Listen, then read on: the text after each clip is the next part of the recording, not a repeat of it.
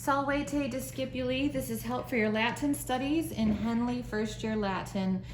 We are embarking on a new thing, learning about the fourth declension. And in this video, we're going to be doing some part of the exercise 63. Leading up to that exercise, we are introduced to the fourth declension. We are also given a list of new vocabulary words which are in the fourth declension. And there's a couple of important notes. It says here that the us in the vocabulary stands for the full genitive form. That's the us with the macron over the u. That is the genitive singular ending. And so if you have a noun that the genitive singular ending is us with that macron over the u, then that tells you that it's in the fourth declension. Also, in your vocabulary list, you have a word, portus, which means harbor. That's very similar. In fact, the stem of this noun is the same as a previous vocabulary word that we had in the first declension, portai, which means gate. So just beware that the endings matter and puts that stem vocabulary word into a different declension, whether it's I in the first declension, that portai would mean gate, portus in the fourth declension would mean harbor. So you do need to pay attention to that. Okay, so let's go ahead and look at exercise 63, in which we are asked to tell what forms the nouns are in and also translate these phrases.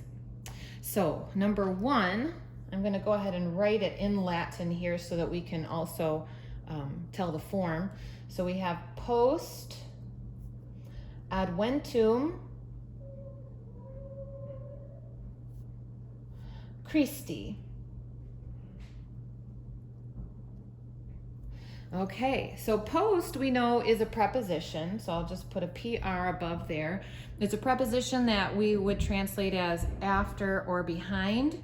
And also we know about this preposition that it takes a noun in the accusative case. So it should be that the next noun is in the accusative case. If we look in our grammar book, the blue book, at the fourth declension noun endings, we have us, ui, u, and then us, ibis, ibis. And so we see this ending, adventum. It's a fourth declension noun that just came through on our vocabulary, meaning arrival or coming. And that ending puts it as a singular accusative, which works following the preposition post. It needs to be in the accusative case and it's singular. So I'm just going to write above here that it is singular and it's accusative. And then we have Christi, which is a former vocabulary word from the second declension family, Christus, Christi, and this ending makes it a genitive singular. So I'm going to make that a singular genitive case noun. And so let's go ahead and just translate the words. This means after the arrival or coming. And then being a genitive, we're going to use the word of to show possession of Christ. After the coming of Christ. Let's do one more. Number two. Number two says adventus Caesaris. All right, adventus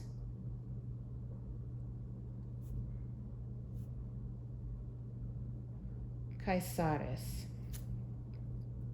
All right, so we have adventus, and this is a fourth declension noun, and it's in the nominative singular case. So we'll say that's a singular nominative.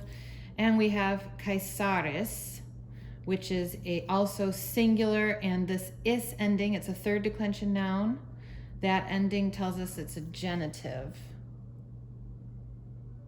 Singular genitive. So adventus would be translated the arrival or coming. I'll say the arrival this time. And then a genitive noun is going to show possession, so we would use the word of Caesar. The arrival of Caesar. All right, I hope this is helpful to you. Go ahead and continue working through exercise 63, translating, telling the forms and translating those Latin phrases into English. Have a great week.